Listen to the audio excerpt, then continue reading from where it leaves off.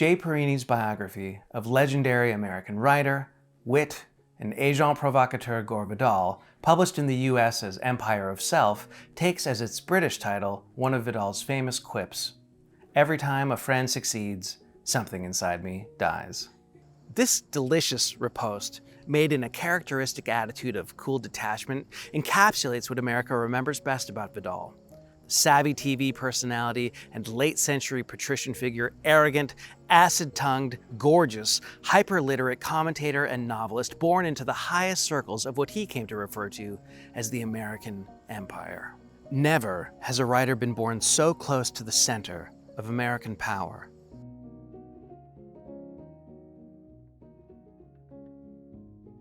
Raised by his blind grandfather, Senator Thomas Gore, in the halls of the Capitol, Vidal spent his childhood reading Senator Gore the Congressional Record and Roman and American history. Vidal's father, Eugene, was an aviation pioneer and worked in the Roosevelt administration. Vidal became an extended family member by his mother's second marriage with Jacqueline Bouvier, later Jacqueline Kennedy. An inveterate bon vivant, Vidal was chum and erstwhile confidant of her husband, President John Fitzgerald Kennedy. Cherished for his wit and good looks, he was elbow rubber of the most ecstatic and eminent characters of the 20th century. Italo Calvino, Tennessee Williams, Aeneas Nin, Paul Newman and Joanne Woodward, George Santayana and Norman Mailer, to give the briefest sampling. All this while at once remaining a steely-eyed observer of power, privilege, and pomp. British writer Peter Kemp considered Vidal a modern Suetonius, a reference to a Roman historian who wrote revealingly about the Caesars. This is an apt comparison, as Vidal, a lifelong autodidact who never attended college, became an assiduous student of history, both ancient and modern. With his series of novels, including Hollywood and Lincoln, which became known as the Narratives of Empire, Vidal implanted into readers' imaginations his conception of the motives of American imperialism, how they're fundamentally couched in the personalities of great characters. Even with the historical novels, Perini writes, there was an urge to comment on the moment indirectly, to find a usable past, as in Washington, D.C., or Julian, or Burr. Emotional distance and intellectual perspicacity were both highly individualized and idiosyncratic in Vidal, who once said of himself, "Beneath my cold exterior, once you break the ice, you find cold water." This blithe quip was delivered by the same writer who declared that the best 4 words in the English language are, "I told you so," and the worst 3, Joyce Carol Oates. His commentary ranged from deeply considered views on domestic and geopolitics, perhaps best described as populist isolationism, to the downright catty, Hollywood-obsessed heart of American popular culture. Equally at home with Burbank Studios, book chat, or national politics, Vidal combined the lowbrow and the highfalutin of the last American century. This was a man whose extemporaneous banter often became the new conventional wisdom, as when he said, and never tired of saying, "The property party has 2 wings, Republican and Democrat." His political play, The Best Man, aptly timed for a Broadway debut during the 1960 election cycle, was made into a film of the same name, starring Henry Fonda. What is often forgotten about Vidal, and which is brought to life again in Perini's new biography, is what an eclectic and multifaceted writer Vidal was, and what a generous friend. Perini, whom Vidal had once named his literary executor, met Vidal quite by chance on a sabbatical in Italy in the 1980s. Perini, a longtime professor of English at Middlebury College, where he was my advisor, is a poet, novelist, essayist, and editor. His novels include The Last Station, a story of Tolstoy's final years, which was made into a movie starring Christopher Plummer and Helen Mirren.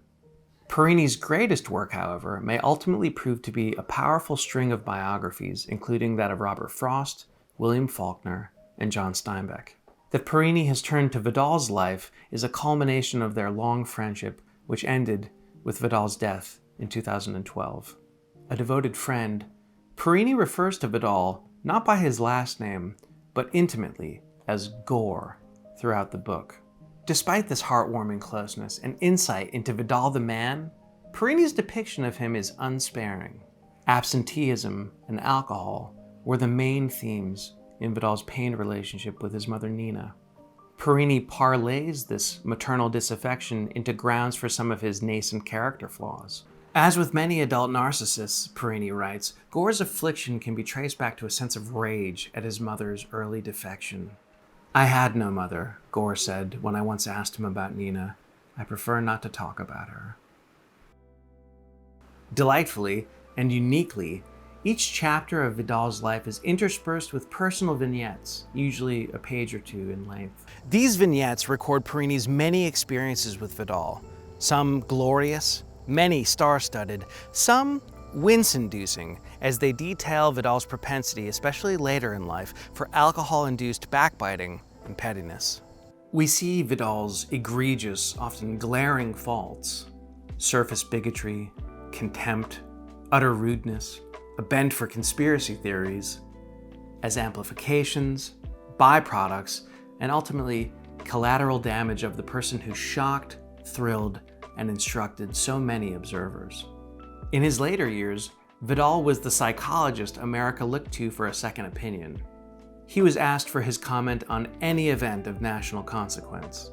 The mask of Gore Vidal, the one he wore in public, did him a disservice in many ways, as it occluded the shy man hidden beneath its rubbery texture. But what would Gore be without his mask? Not the dazzling public figure who could, with pluck and skill, debate Buckley or Norman Mailer or any number of opponents. It is worth mentioning, considering its total pervasiveness in the biography, that Vidal's sexual life is a matter of some legend. While he avowedly dissociated sex from love, it was a regular part of his afternoons, taking place after a morning of writing. It was a pastime that spanned many decades and included both sexes, though ultimately he preferred men. While he slept with film icons such as Rock Hudson or Fred Astaire and spent an unsatisfactory night in the Chelsea Hotel with Jack Kerouac, he mostly dealt with what's called trade sex, with youths picked up on the streets of Los Angeles, Italy, Thailand, or elsewhere. His loving and long-term relationship with partner Howard Austin was sexless after its second year. The pair lived together for over 50 years, and Vidal believed that their policy of no sex is what guaranteed the success of their relationship. For Gore, as Perini writes, he was an ideal companion, frank, unpretentious, bright. Austin, who died in 2003, was also a marvelous singer. Gore Vidal was the last of a dying breed of public intellectuals in an age when they still appeared regularly on network television. His famous feuds, such as with William F. Buckley Jr., helped define progressive politics in the United States from the 1960s onward. As a writer, he will be known to posterity for his historical novels, his socially progressive, in some cases groundbreaking satires, and his magisterial essays. To the living, he should be remembered for his unvarnished honesty and for his dedication to dissecting history in terms of power, class, and empire. Writer Harold Rosenberg once said, "An artist is a person who has invented an artist." In the person of Gore Vidal, whom Perini calls the true Zelig of his age, we have a figure who has created a multipolar artist. A historical novelist, a satirist, a political commentator, a postmodernist, a shadow president of the United States, a screenwriter, a wit, and a touchstone who reveals the quality or lack thereof of every substance with which he comes in contact. Perini, having assembled a fluid, propulsive take on Vidal's life, one bound up with intimate and tender portraits of his own long relationship with Vidal, has proved that he is, as Vidal considered him, the best man for the job.